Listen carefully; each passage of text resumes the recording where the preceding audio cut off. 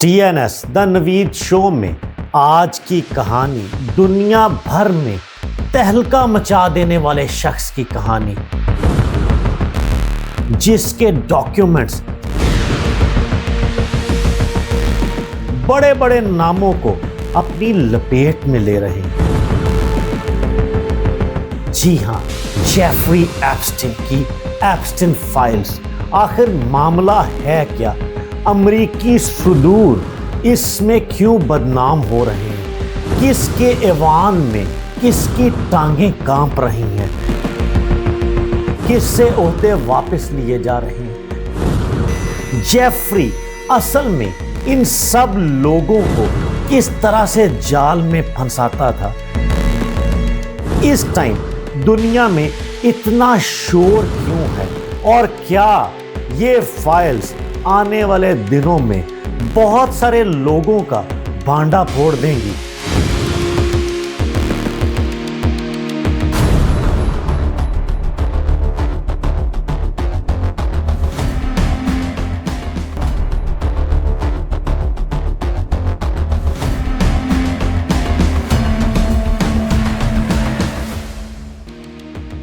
Jeffrey Epstein 1953 میں new York کی ایک مڈل کلاس فیملی میں پیدا ہوا۔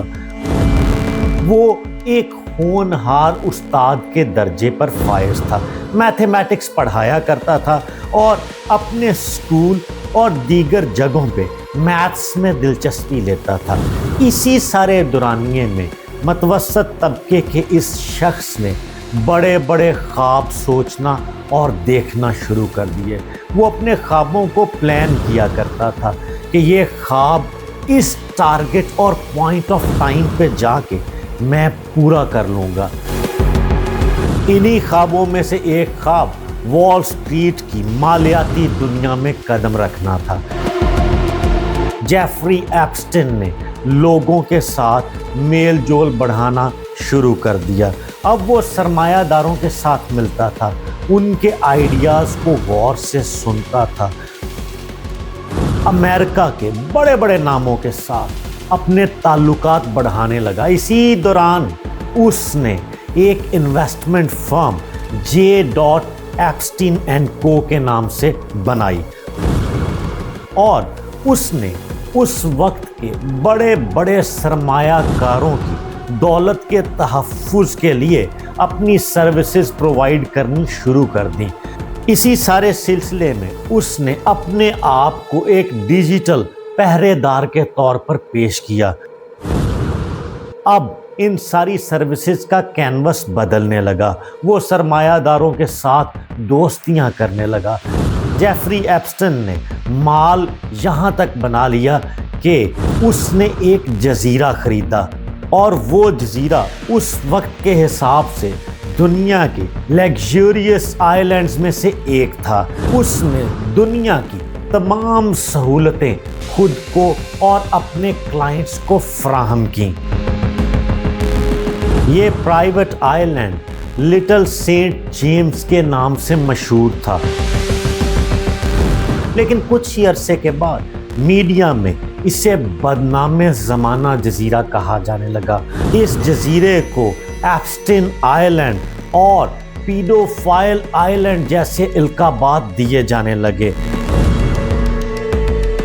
ایپسٹین نے اس وقت وہاں پر ایک مکروہ دھندا شروع کر دیا تھا، اور یہی وہ دھندا ہے جس کی وجہ سے بڑے بڑوں کے پسینے چھوٹ رہے ہیں۔ کہ کیا ان کے مکروہ کاموں سے جڑے ہوئے ایلیگیشنز سامنے آنے والے ہیں؟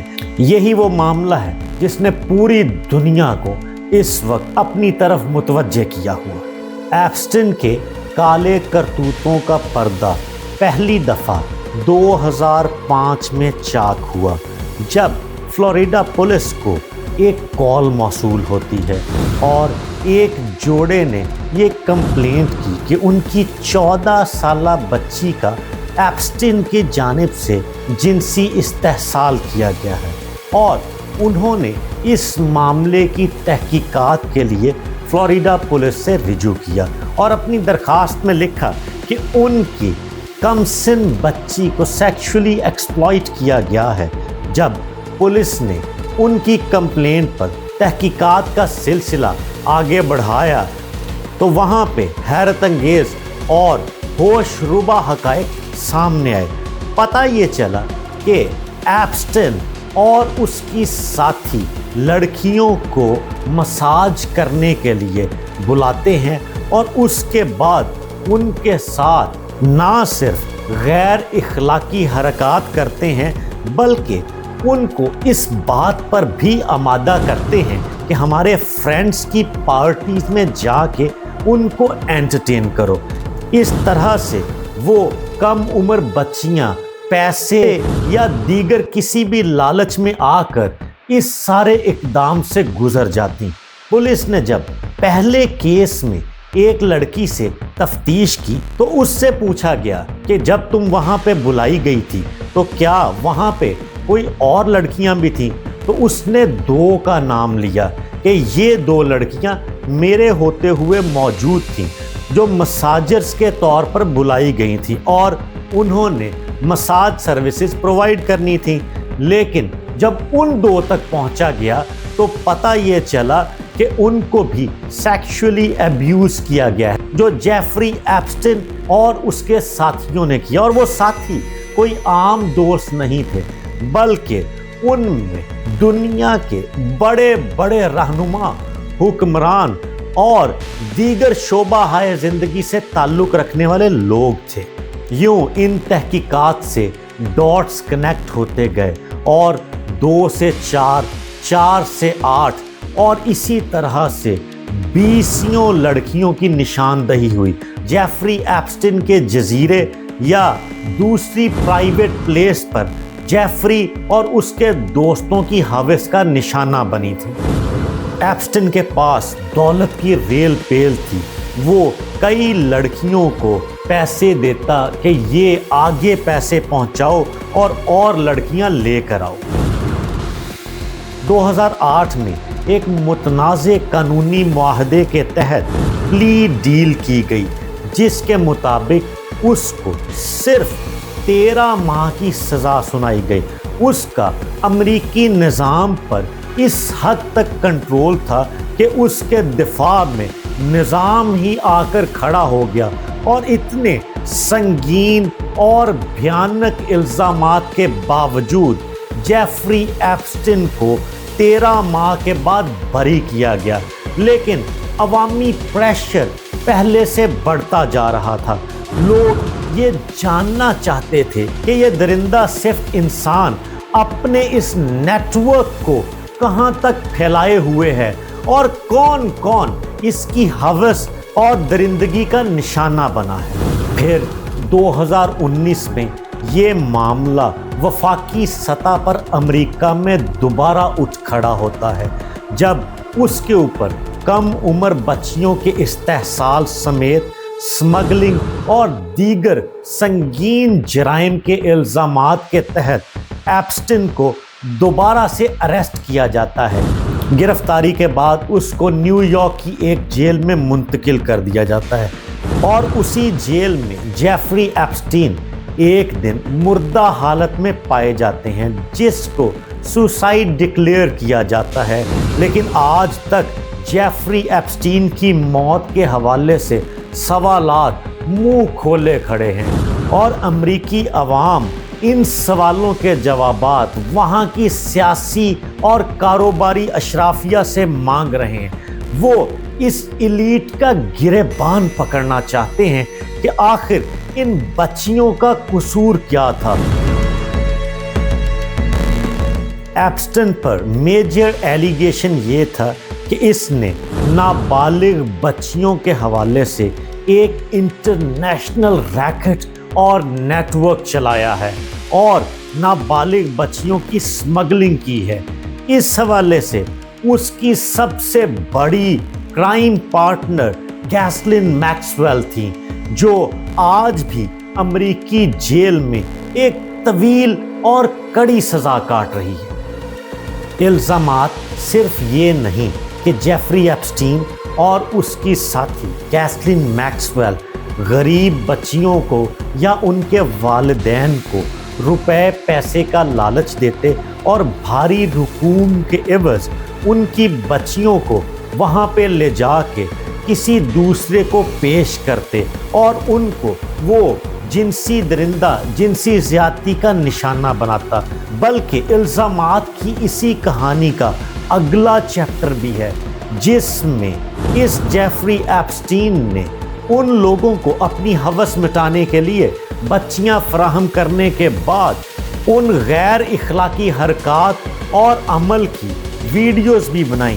ایپسٹین نے ایک ویڈیو لائبریری اور بڑا ڈیٹا سینٹر بھی بنا رکھا تھا، جس میں خفیہ کیمروں کی مدد سے اس اشرافیہ کے گھناؤنے کھیل اور کالے کرتوت ریکارڈ کیا کرتا تھا، جس کے ذریعے وہ ان تمام لوگوں کو بعد میں بلیک میل کرتا کہ اگر تم نے عیاشی کی ہے اور مال بنایا ہے تو ہم کرائم پارٹنر تو تھے، لیکن اب میرے پاس تمہارا ویڈیو ایویڈنس بھی موجود ہے۔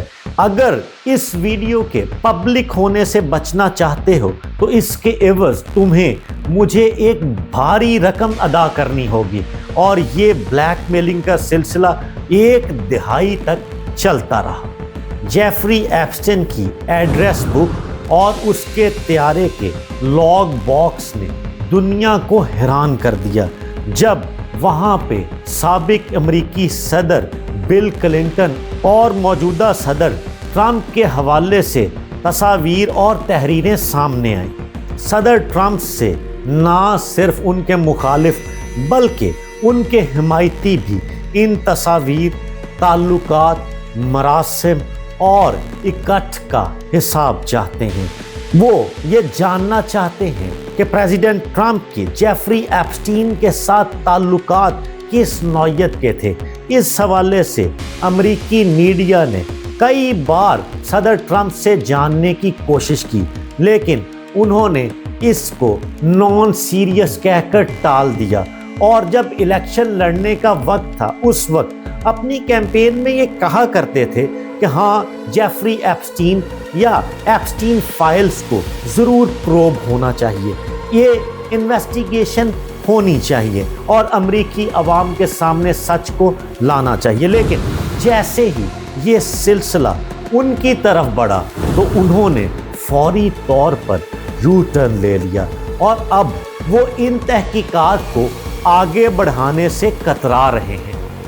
برٹش رائل فیملی کے پرنس بھی اس کی لپیٹ میں آ چکے ہیں۔ شہزادہ چارلز کے بھائی پرنس اینڈریو، جنہیں پرنس ماؤنٹ بیٹن ونڈسر کا ٹائٹل بھی مل چکا ہے، ان کے بھی ایپسٹین کے ساتھ تعلقات ثابت ہوئے، جس کے بعد ان سے شاہی القابات، ٹائٹلز اور اعزازات برطانوی شاہی خاندان نے واپس لے لیے ہیں۔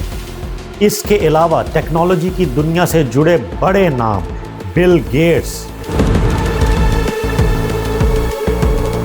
ایلون مسک، ان کے علاوہ معروف سائنسدان سٹیفن ہاکنگ کے حوالے سے بھی کچھ لائنز، سطریں اور ثبوت ملے ہیں کہ وہ بھی ایپسٹین کے ساتھ رابطے میں تھے۔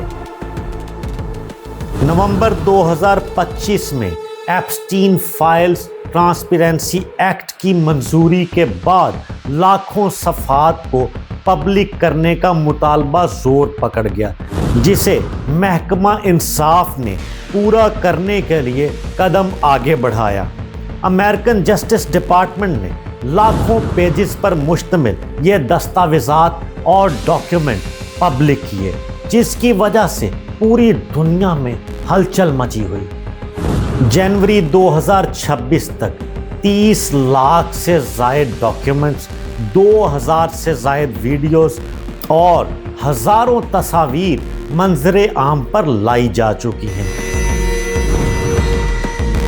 حالیہ انکشافات میں پاکستان کے سابق وزیر اعظم عمران خان اور ان کی پارٹی کے سینئر رہنما شاہ محمود قریشی کا بھی سرسری ذکر آیا ہے، لیکن اس حوالے سے کوئی بھی ٹھوس ثبوت موجود نہیں کہ ایپسٹین نے کس حوالے سے ان سے رابطہ کرنے کی کوشش کی۔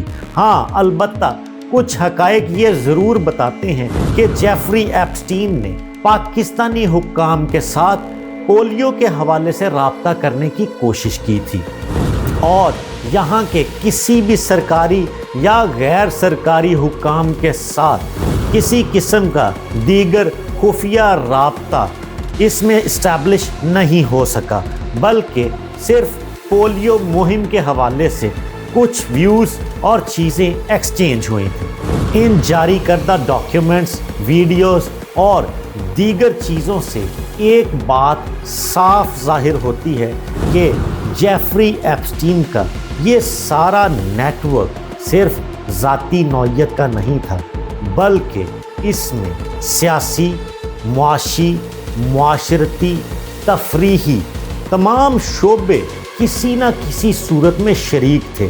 تو یہ انڈیویجول سے زیادہ ایک انٹرنیشنل ایلیٹ نیکسس تھا، جس میں جیفری ایپسٹین اور اس کی ساتھی میکسویل کے علاوہ بہت سارے دیگر ذمہ داران کا بھی ٹرائل ہونا چاہیے۔ ٹی این ایس دا نوید شو میں آج کے لیے اتنا ہی۔ کہانیوں کا یہ سلسلہ آپ کے لیے جاری رہے گا، آپ ہمارے ساتھ جڑے رہیں۔